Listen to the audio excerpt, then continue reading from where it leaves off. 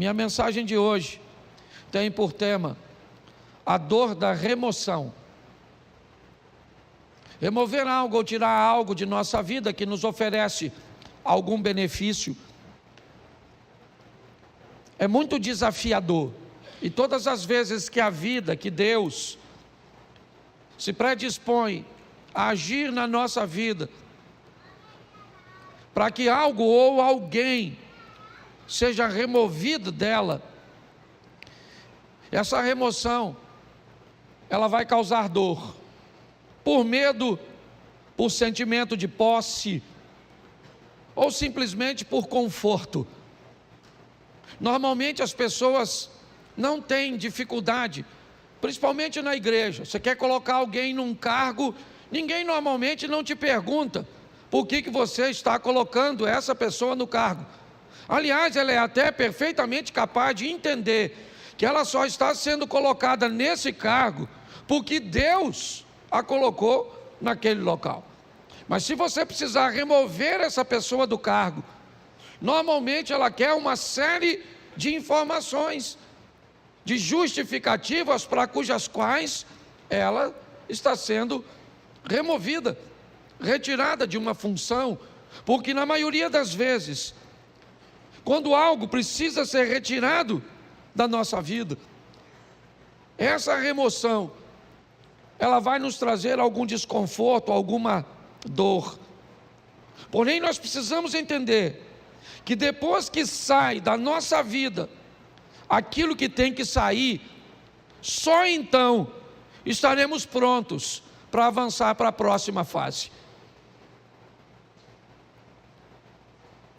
Quando nós somos capazes de entender isso, fica mais suave, menos doloroso ver pessoas partirem, ver empregos ficarem para trás, ver situações cujas quais achávamos vantajosas, expressivas e significativas partirem.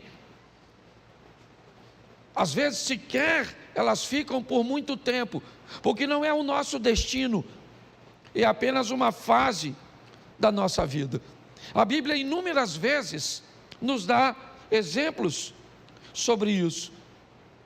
Quando nós vemos a história da mulher de Ló, o que ela tem? Ela tem um apego àquilo que está ficando para trás. Ela está sendo arrancada, removida de sua casa, de seus pertences. Ela só está saindo basicamente com a roupa do corpo. Então a dor dessa remoção, o apego àquilo que ela está deixando para trás, faz com que ela olhe para trás, mesmo diante de uma ordenança de cuja qual ela não deveria fazer isso, ela faz desobedecendo, e sabe o que acontece? Ela não tem mais futuro, ela é paralisada por aquilo. Aquela é uma situação que a paralisa. Mas pastor, muitas vezes nós precisamos retornar, precisamos dar uma olhada, sim, mas não precisa ser num looping onde você retorna onde estava. O movimento pode parecer o mesmo, nós podemos fazer isso numa espiral, onde você volta ao mesmo lugar que estava antes, somente não é na mesma altura. Volta, mas você sabe, quando um avião pequeno, ele precisa decolar num ambiente montanhoso, você sabe o motivo pelo qual o avião do grupo Mamonas Assassinas colidiu com a Serra da Cantareira? Porque ele não tinha força suficiente para decolar como um jato. Não havia nele potência o suficiente para alcançar uma altura. O piloto deveria ter decolado utilizando um sistema de espiral. Decolaria mais baixo, então retornaria e ganharia altura para que conseguisse transpor aquele obstáculo, aquela serra. Quando a vida vai tirar algumas coisas de nós, que ela precisa tirar, e é isso que eu vou te mostrar em 3 exemplos, nós precisamos estar preparados para lidar com essa dor da perda, da separação, com a remoção, né, de algo ou de alguém que precisa ser retirado da nossa vida, porque senão nós não vamos transicionar de fase. Há quanto tempo você não muda de fase na sua vida? Há quanto tempo coisas ruins não acontecem, mas também não acontecem coisas boas?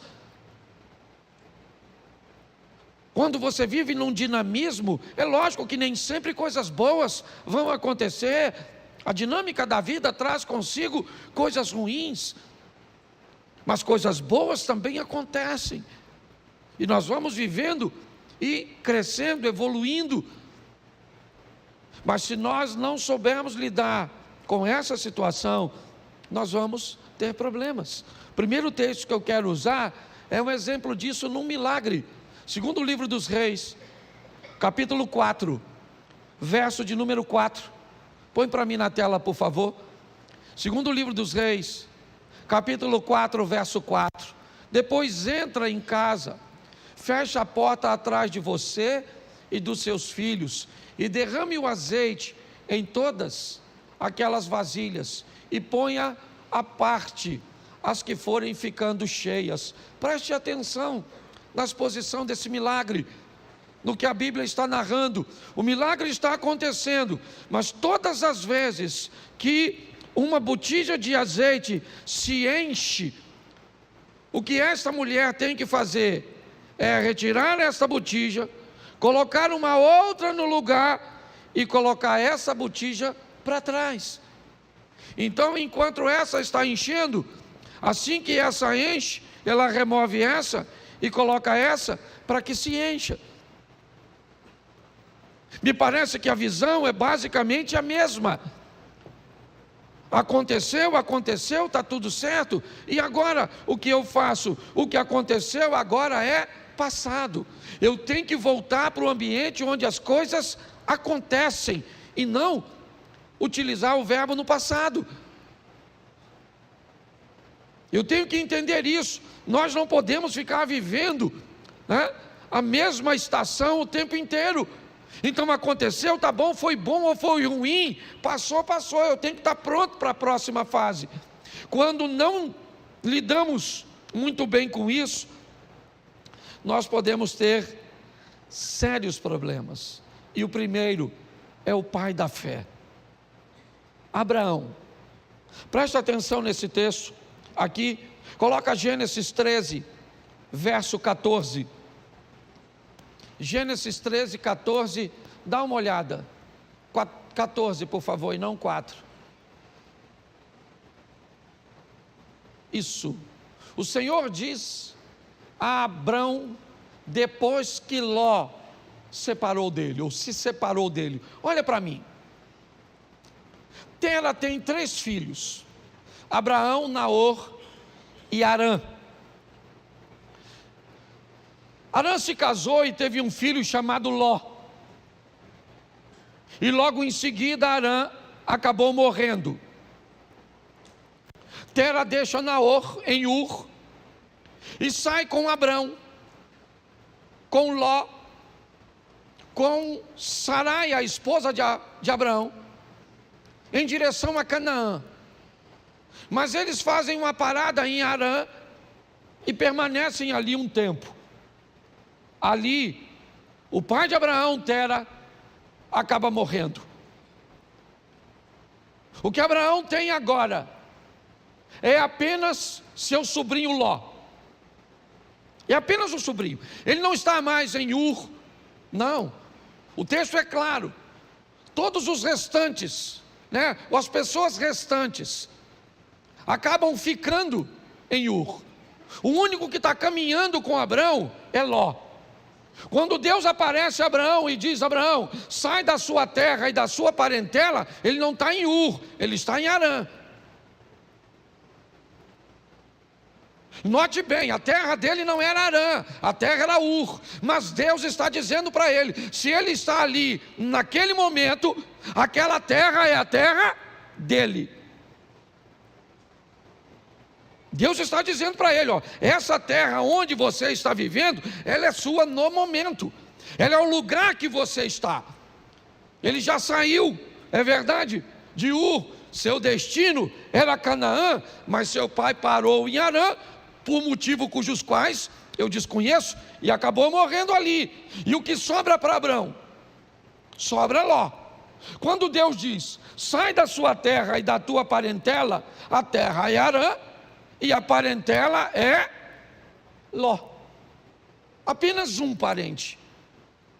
E apenas uma solicitação de remoção que Abraão me parece que tem dificuldade de fazer. Por quê? Porque Ló era órfão, provavelmente. Porque a terra cuja qual ele está agora não é Ur, não é um ambiente de Ló, talvez. Mas o grande problema é a orientação e a ordem que Deus está dando a Abraão. Deixa, está na hora de Ló sair de sua vida, porque só tinha ele, então não tinha outro.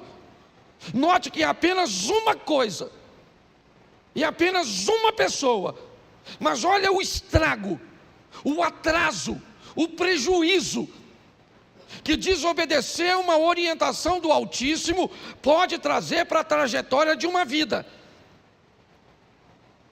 Por que Abraão provavelmente tem medo, insegurança de deixar Ló para trás? Porque se ele deixa Ló, o argumento dele vai se solidificar em Eliezer, o Damasceno. Já que ele não pode ter filho, pelo menos que ele deixe sua herança para um sobrinho, que ele o adotou. Pelo menos é alguém de seu sangue. E parece que Abraão está preso nisso. Na hora de remover Ló é muito doloroso. Por quê? Porque ele é a minha segurança no que diz respeito ao futuro. Se não for ele, como é que vai ser? Pois é. Às vezes quando Deus quer remover algumas coisas cujas quais somos apegados demais, sem ela não veríamos uma saída. O que eu vou fazer? Como é que vai ser? É a única coisa que eu tenho, é a única corda que eu tenho para me segurar. E Abraão leva Ló com ele.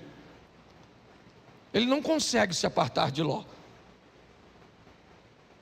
E eu confesso a vocês que fora a sensação de ver seu sobrinho enriquecer, Ló não traz mais nenhuma alegria para a vida e ministério de Abraão. Nenhuma. Se você for olhar a história, é só problema, é só dificuldade, é só adversidade. Até que chega um momento que Deus diz: Abraão, não tem mais como. E aí entra o verso, coloca o verso 13 por favor, desse texto. Ora, os homens de Sodoma eram maus e grandes pecadores contra o, verso 14, disse o Senhor a Abraão, depois que Ló se separou, ergue os olhos e olha, desde onde estás, para o norte e para o sul, para o oriente e para o, vamos lá, porque toda essa terra que vês, eu te darei a ti e a tua, preste atenção, isso só acontece depois que Ló vai embora. Olha só, Abraão era rico, sim ou não? Sim. Foi a riqueza e a prosperidade que fez com que os poucos recursos da terra não fossem suficientes para sustentar os dois rebanhos. Há uma briga, um litígio entre os pastores de Ló. Então Abraão Diz a Ló: escolhe para onde você vai, escolhe.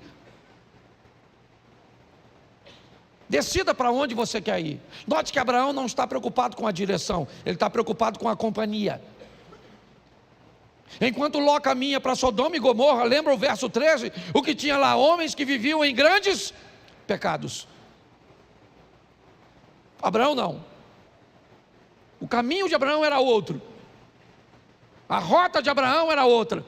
Abraão estava disposto a andar com Deus. Era isso. Quando olhamos essa história, o que descobrimos? Que o pai da fé estava apegado e tinha dificuldade de se libertar de coisas, e aqui, de laços familiares.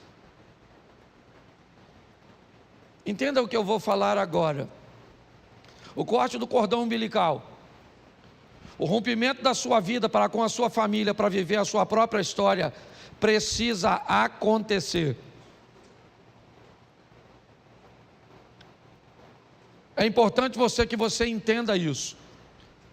Existe uma nova fase para você, e você precisa estar pronto a retirar ou a permitir que isso aconteça. Se dependesse de Abraão, ele não tiraria.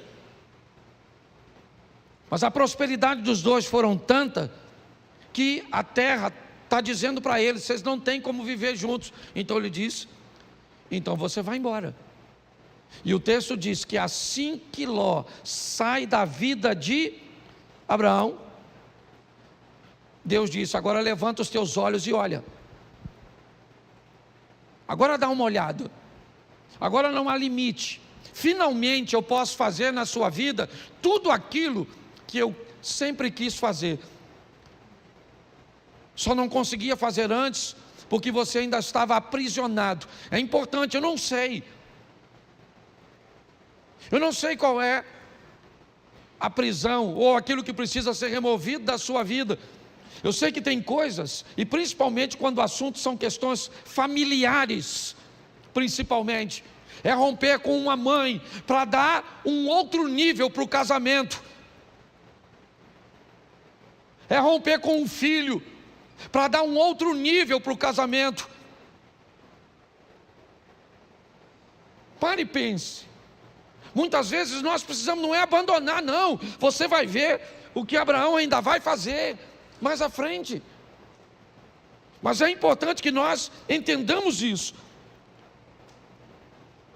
que depois que Ló sai da vida de Abraão, as coisas tomam um rumo totalmente diferente.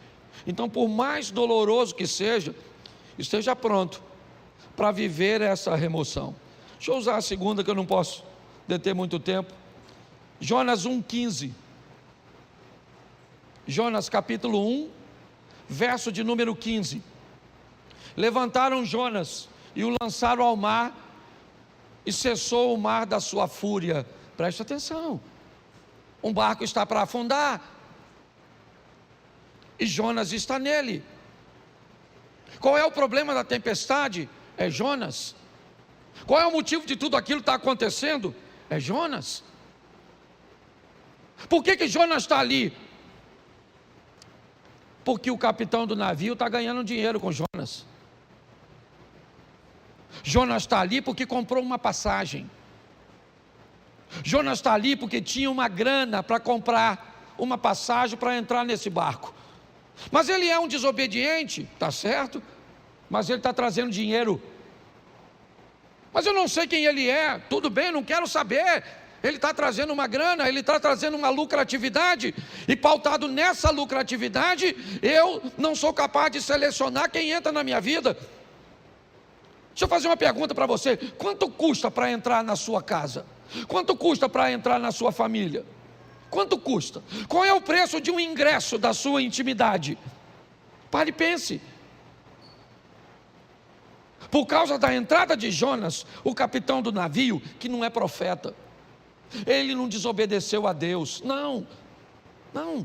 Ele cometeu algum pecado quando vendeu o ingresso do barco dele para o Jonas? Sim ou não? Claro que não. Mas não interessa, tem alguém dentro da vida dele, tem alguém dentro do barco dele que está trazendo aquela tempestade. É só uma questão de tempo até ele afundar. Você sabe o que ele faz, o capitão do navio? Ele pega toda a carga e joga fora. Ele precisava perder a carga? Não, o problema era a carga, o problema era Jonas. Mas ele perde a carga. Porque pessoas perdem aquilo que não precisava perder, quando não querem tirar o que precisa ser retirado. Você não quer tirar esse comportamento? Então tá bom. Perde o casamento, perde a intimidade, perde a paz. Mas sabe por que Jonas saiu do barco? Porque o capitão procurou. O capitão está procurando, me parece alguma coisa para jogar fora. O que ele quer é aliviar o barco, já perdeu a carga, é verdade, mas a tempestade continua, então ele vai no porão, ele desce no porão do navio. Eu já falei isso aqui, ele desce no porão do navio, e lá no escuro do porão, deitado num lugar, está o Jonas. Porque aquilo que às vezes vai te levar para o fundo, não está na luz no convés, está no porão, escondido, quietinho. O que ele está estabelecendo em você, um comportamento, uma postura comportamental, que destrói seus relacionamentos, que impede você de ter relacionamentos sadios. Mas quando ele procura, a Bíblia diz: aquele que pede recebe, aquele que busca, acha. Então ele não está buscando, ele achou, pegou o Jonas, levou o Jonas no convés, o interrogou, e Jonas disse: não era para eu estar aqui, era para eu estar onde? Em Nínive, cumprindo a minha missão. Mas eu desci a Jope, peguei, certo? Comprei um ingresso, uma passagem, entrei no seu barco para ir para Tarsis, para a Espanha. E agora? A tempestade está lá, Jonas diz que ele é o culpado. Mas e agora? O texto diz que o capitão está com medo de jogar Jonas fora. Quem é esse cara? Não é quem ele é a missão que ele precisa executar. Não tem a ver com ele, é com o propósito de Deus na vida dele. Ele se torna importante por causa do propósito. E aquele homem olha e diz: eu não vou remover esse cara do meu barco, eu estou com medo de jogar esse cara fora. Eu jogo esse cara fora e, não quer jogar? Então tá bom. Eu sei o que é isso muito bem. Eu trabalhei 12 anos numa empresa, foi lá que meus filhos nasceram, lá eu me casei. Eu não tinha um carro, eu usava o carro da empresa. Tudo girava em torno daquele lugar. Eu não sabia viver, não havia nenhum outro ecossistema que eu conseguia enxergar, sabe, para me prover de um futuro. Não tinha. Não havia possibilidade, eu não conseguia enxergar. Eu sei hoje que existia, tanto existia que eu estou onde eu estou, mas na época eu não via. Eu estava totalmente apegado, e Deus usando todas as estratégias para me remover. Ele me tirou com mão forte de um lugar que eu não queria sair. Eu não estava vivendo em pecado, não, eu só não estava onde Deus queria que eu estivesse. Mas aqui eu não quero falar de Jonas, eu quero falar do capitão. É ele é o foco da minha mensagem, porque é o barco dele que vai afundar. Por quê? Porque tem alguém que não deveria estar na vida dele, na casa dele, na empresa dele, nos negócios dele, no ministério dele. E agora ele tem que jogar Jonas fora. Sabe o que ele tem? Medo. Medo de jogar. Só que ele não vê outra situação. Ele tem que jogar Jonas fora.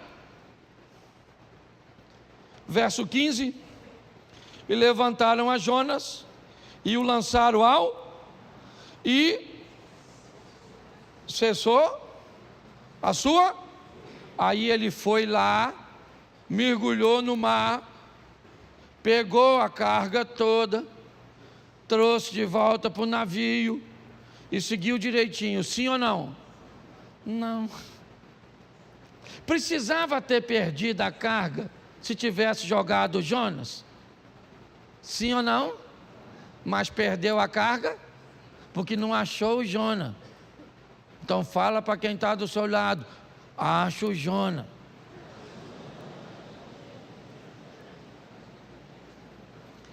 Entendeu, querido? Acho que Deus está falando com alguma pessoa aqui hoje.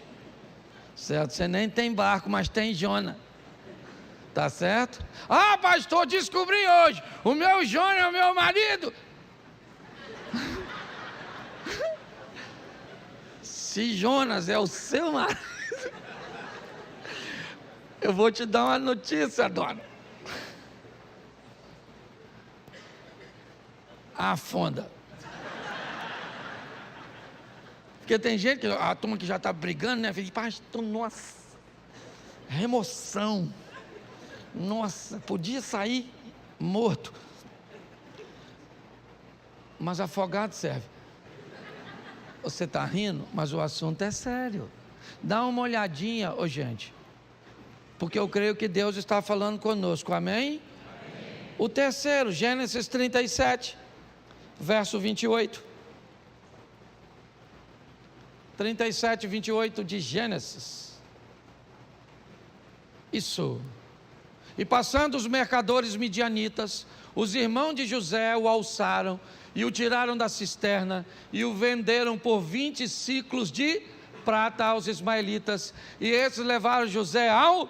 Preste atenção, quando Deus precisa tirar você de um lugar onde a sua visão é diferente da visão dos outros. Por favor, se você veio para essa igreja, certo, e você não quer se encaixar nessa visão, essa é uma mensagem extraordinária para você.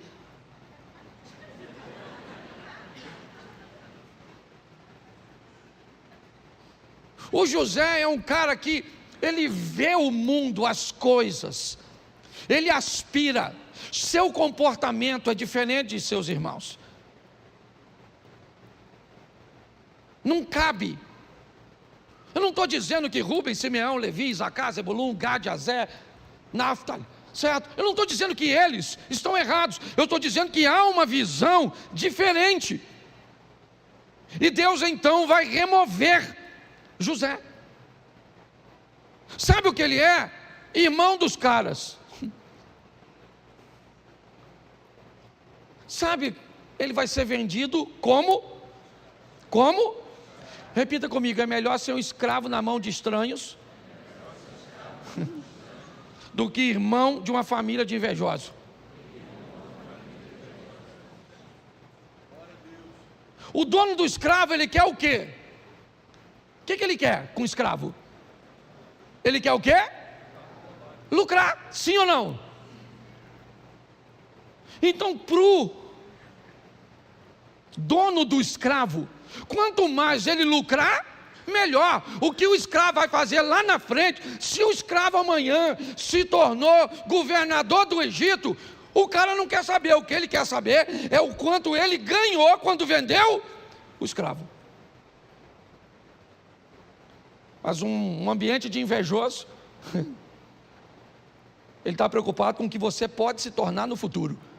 É isso que vai incomodá-lo. Então o propósito, enquanto o dono do escravo não se preocupa com o escravo amanhã, desde que tenha ganho com ele, o invejoso não, ele se preocupa totalmente com amanhã, com aquilo que você pode se tornar. Porque na verdade, na maioria das vezes, todo mundo quer ver você bem, desde que não seja melhor do que ele. Na maioria das vezes é assim que funciona. José precisa ser removido daquele lugar. Não cabe ali. Mas pastor, fique tranquilo. Essa é uma questão de família, e uma família bem organizadinha. Não esqueça que esse cara, ele é bisneto de Abraão, sim ou não? Isso. Ele é filho de Jacó, que é filho de Isaac, que é filho de Abraão. Essa é uma história sensacional no que diz respeito à família. Por quê? Porque José é vendido pelos irmãos aos ismaelitas e vai para o Egito, como nós lemos o texto. No Egito, então, ele se torna governador e depois de anos, seus irmãos vêm morar numa terra que ele conquistou para seus irmãos. Olha só, nessa história, os irmãos de José cabem na vida de José naquele momento que ele está lá? Sim ou não? Não. Mas quando ele migra para o Egito e se torna governador, quem é que vem morar com ele? Os irmãos. Tem gente que não cabe na sua vida hoje, mas vai caber. Tem ambientes que hoje precisa ser retirado de você. Talvez porque você não tem habilidade para lidar com ele. Mas todas as vezes que Deus quer remover isso, ou quer remover algo, alguém da nossa vida, se esse ambiente, se essa pessoa nos traz alguma vantagem, nós vamos ter sérios problemas. Isso aconteceu com Abraão, como eu citei aqui para vocês. Isso aconteceu com aquele homem que teve seu navio ameaçado porque alguém não devia estar lá, e mesmo na hora de remover foi desafiador. E para José também foi difícil ver seus irmãos ficarem para trás e ele ser vendido. Hoje, o que eu entendo aqui para todos nós é que algumas coisas precisam ser retiradas, removidas. Essa palavra veio a mim quando eu ouvi aquela ministração na Slavec, onde aquela ideia de graça que me trouxe até aqui foi ampliada, não diminuída, ampliada. É uma nova fase. É importante que nós venhamos a respeitar o tempo da mudança. É um grande desafio para nós. Eu não sei se você sabe, mas a história de Abraão começa com 75 anos de idade. Isaac nasce, Abraão tem 100 anos. Foram 25 anos depois. Ele teve que vivenciar tudo aquilo. Talvez por isso ele seja chamado o pai da fé. Hoje, muitas vezes, Deus tenta remover coisas tão pequenas. Eu vou falar aqui algo, não vou expor a intimidade de ninguém, mas não sei nem se o casal que eu atendi está aqui, mas não vou citar seu nome de forma nenhuma aqui. Eu estava atendendo agorinha mesmo um casal que corre o risco de se divorciar porque a mulher tem dificuldade de remover o celular, de remover o vocabulário. E se não fizer isso, o casamento acaba. Mas ela tem dificuldade de remover, porque todas as vezes que algo precisa ser retirado, nós temos muita dificuldade. Tenta fazer uma devocional toda manhã. Tenta. E você vai encontrar com diversos obstáculos que você precisa remover. Tenta levantar de manhã, fazer a sua oração, fazer sua leitura bíblica, fazer um período de meditação. Eu não sei de quanto tempo você pode, mas tenta fazer isso. A probabilidade de você não conseguir é muito grande, porque para colocar essas coisas em prática, você vai ter que remover outras coisas que você já faz e que lhe oferece conforto. Tenta orar toda noite com sua esposa, de mãos dadas. Tenta fazer jejum pelo menos 2 ou 3 vezes na semana. Tenta para ver. Pastor, por que é tão difícil? Porque antes de fazer aquilo, você vai precisar remover outras coisas que já estão estabelecidas, que te oferecem vantagens, que te oferecem conforto. Hoje a minha proposta, sabe, é trazer esse entendimento para você. Eu fecho aqui na minha devocional de sexta-feira. Eu vivi uma das maiores experiências, porque hoje não era para eu estar aqui. Hoje era para eu estar envolvido num escândalo e preso, com meu nome passando na mídia. Mas por causa da minha devocional, e eu tenho certeza, uma oração tão simples que eu fiz naquela manhã, me deu condições de chegar no lugar 20 minutos antes e resolver um problema que ia acabar com a minha vida. Você sabe quantos minutos eu orei naquela sexta-feira? Talvez de 5 a 7. Sabe aquela oração que você levanta e entrega o dia? Sabe, Senhor, toma esse dia, toma isso, toma aquilo, oro para o fulano, para o ciclano, aquela coisa. Então eu vou falar uma coisa para vocês. Para ter bons hábitos, nós vamos ter que remover os ruins. E se você achar que não consegue fazer isso, vai continuar com os ruins mesmos. E o último, aqui, porque não dá para falar tudo, vamos lá, João, capítulo 21, verso 3, outro homem de Deus, vou usar 2 textos, vamos lá, João, capítulo 21, verso 3, isso, disse-lhes Simão Pedro, vou, e disseram eles, também nós vamos contigo. Foram, subiram logo para o barco, e naquela noite nada apanharam. Marcos 16, 7. Eu quero falar sobre Pedro, um homem de Deus. Marcos 16, 7. Mas ide, dizei aos seus, e há, que ele vai adiante de vós para a Galiléia, ali o vereis, como ele vos. Preste atenção, o anjo está conversando com as mulheres, nesse texto. Lembra que Pedro, igualmente como Judas, teve um sério problema com Jesus? Sim ou não? Sim. Pedro nega Jesus 3 vezes. O que Pedro tem? Acesso. É uma das...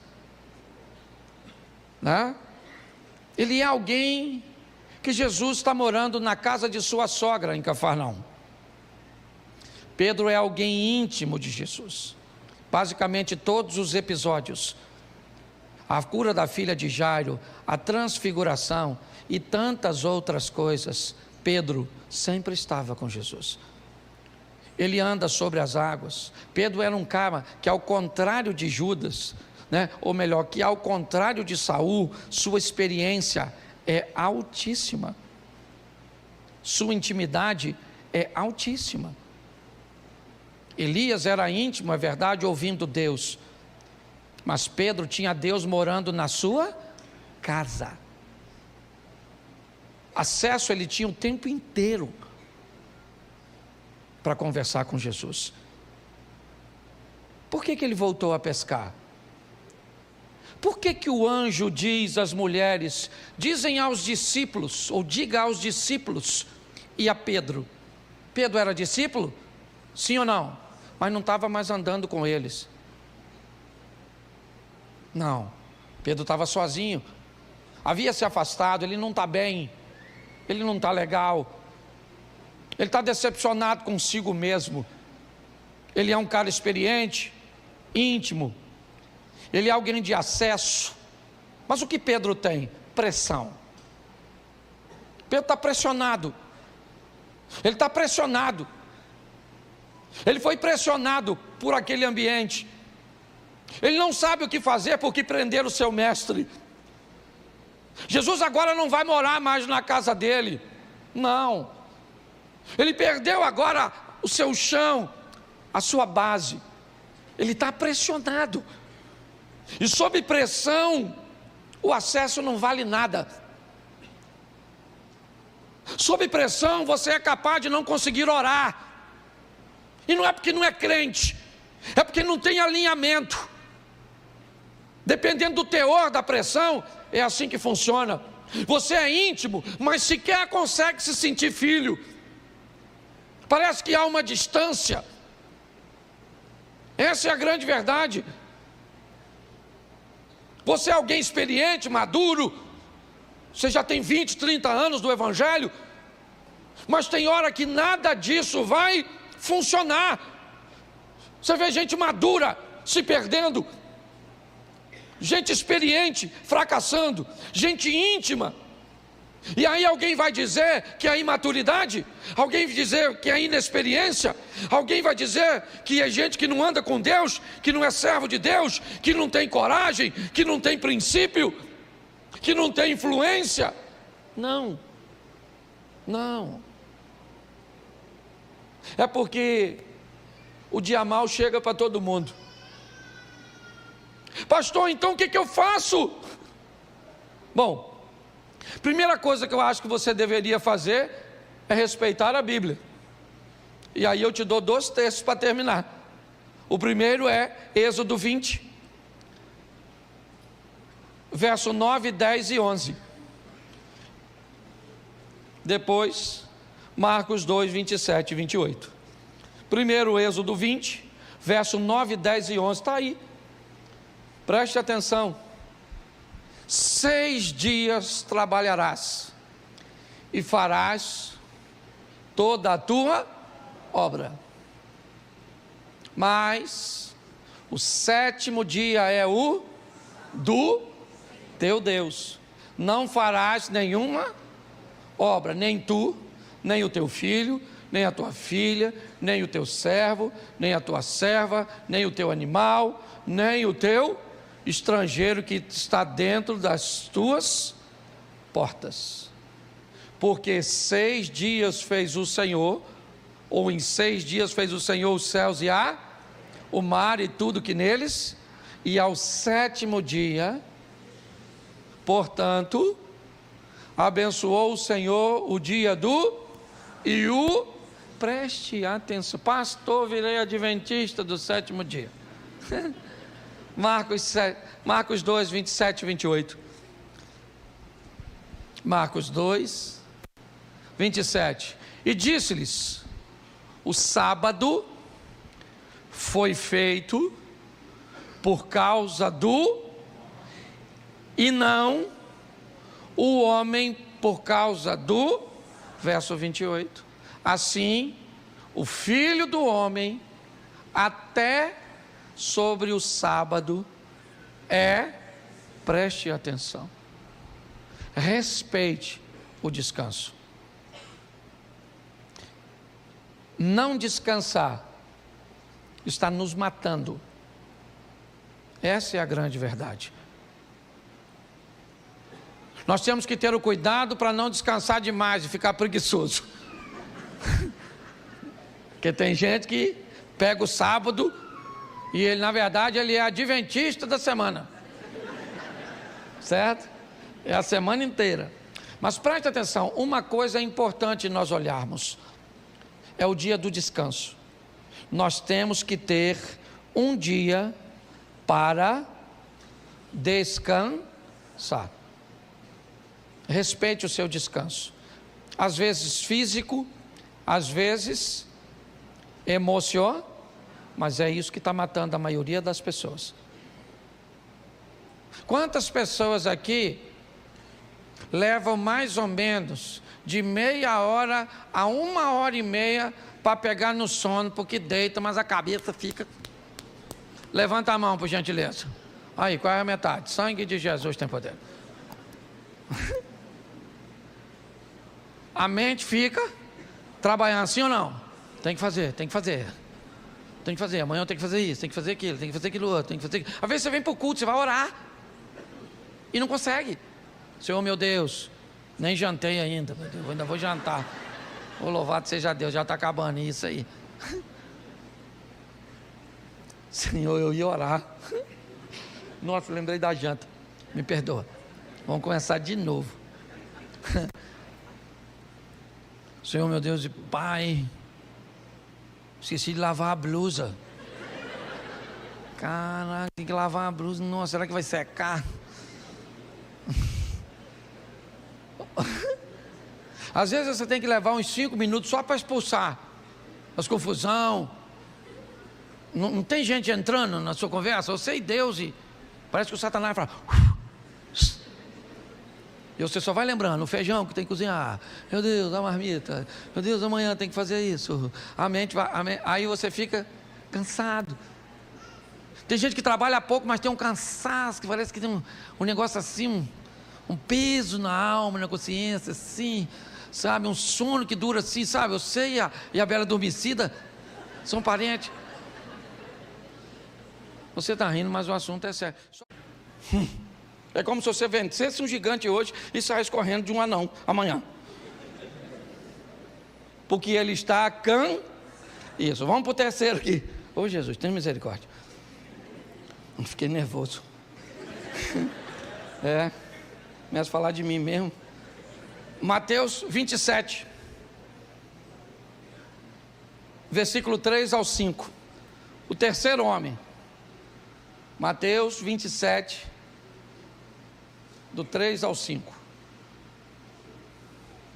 Então Judas, o que o traíra, vendo que fora, trouxe as 30 moedas aos príncipes dos sacerdotes e verso 4, dizendo: pequei, traindo o sangue. Eles, porém, disseram: que nos importa? Isso é verso 5. E ele, atirando para o templo as moedas de prata, retirou-se e foi. Mais outro suicida. Agora o Judas. Era um homem de Deus, sim ou não? Sim ou não? Claro. Qualidades do Judas. Ele tinha proximidade. Ele era próximo e confiável. Por que ele era confiável? Porque ele era o tesoureiro dos discípulos. A bolsa ficava com ele. Os recursos. Lembra quando aquela mulher derrama o perfume puro? Quem questiona é Judas, dizendo: olha, se fosse vendido, isso poderia ser empregado no auxílio aos pobres. E aí eu não sei se é João, não sei quem fala, que ainda diz: mas ele fazia isso não é porque estava pensando nos pobres, é porque apanhava o dinheiro da bolsa. Se ele merecia ou não a confiança, não é o que eu quero dizer. Eu só quero dizer que ele tinha proximidade. Jesus deixava ele sentar mais próximo. Jesus dava a ele, olha só, ele era um homem de Deus com proximidade e com confiança. O que fez Judas então se perder? Confusão, obscuridade. Judas não entendeu as informações. Não. Ele não entendia direito. A maioria do povo achava que o Messias seria um revolucionário, alguém que viria para impulsionar o povo a vencer através da espada, da guerra, a sair do domínio de Roma. Preste atenção. O que fez com que Judas caminhasse para um nível emocional tão ruim, capaz, a ponto de enforcar-se, foi o que fez por causa da confusão. Informações. Já ouviu a palavra? Cada dia aparece uma palavra nova nesse vocabulário tão vasto, certo? A da língua portuguesa. Já ouviu falar em infodemia? Infodemia é uma palavra nova, é verdade, que tem por tradução pandemia de informação. É um ambiente, né, onde as informações são tantas, num período tão curto, que elas não conseguem ser assimiladas e sequer, muitas vezes, colocadas à prova, para se saber se é verdade. Isso está adoecendo as pessoas. Adoecendo. As pessoas estão ficando confusas mediante a isso, e isso anda causando um estresse muito grande. Em todo momento estão dizendo, né, que vai acontecer isso, que vai acontecer aquilo, que fulano é bom, que fulano é ruim, que a esquerda é isso, que a direita é aquilo, que o Bolsonaro é desse jeito, que o Lula é aquilo, que nós não vamos fazer isso, vamos fazer aquilo outro, que isso, que tem déficit, que tem superávit, que tem que isso, e que tem que fazer isso, que vai acabar com isso, que não pode fazer aquilo outro, e nós não sabemos mais o que. Nós estamos tão confusos. Há uma confusão tão grande que ela está gerando um nível de estresse altíssimo. Foi essa confusão, apesar de proximidade e confiança que esse homem de Deus tinha, ele não conseguiu entender, sabe, ele está confuso, com 30 moedas de prata na mão, que agora não fazem nenhum sentido para ele, porque uma confusão mental fez com que ele tomasse uma decisão que agora ele não tem mais como consertar. Ele está levando as moedas e dizendo para aqueles homens: solte Jesus e tome as moedas. Eles dizem: cara, ninguém quer conversa com você não. E a confusão fez com que ele tomasse uma decisão, mas muito errada. Muito errada. Tem profecia para sustentar isso? Tem. É verdade. Mas quando nós olhamos o que Judas fez, a proximidade que ele tinha com Jesus, bastava que ele fosse até ele e pedisse perdão, ele teria, sim ou não? Sim ou não? Mas era muita confusão para uma cabeça só.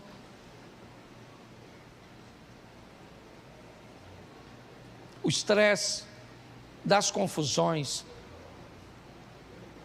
é tão grande, mas tão grande. Eu vou falar uma coisa para vocês. Hoje, a grande maioria das ocorrências policiais colocam policiais resolvendo os problemas sociais e não criminais.